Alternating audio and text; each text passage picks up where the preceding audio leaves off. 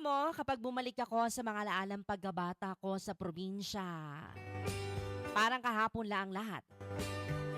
Yung simpleng buhay, yung bang mga bagay dati, Madi, na hindi mo pinapansin pero ngayon, namimiss mo na.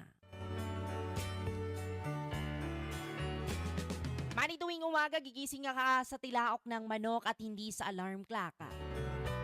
Tapos paglabas pa ng bahay mo ay mararamdaman mo agad ang labigan ng simoy ng hangin at amoy na amoy mo ang halimuyak ng mga bulaklak at damo na basa dahil sa hamog. Yung tipong hindi mo na kailangan magmadali.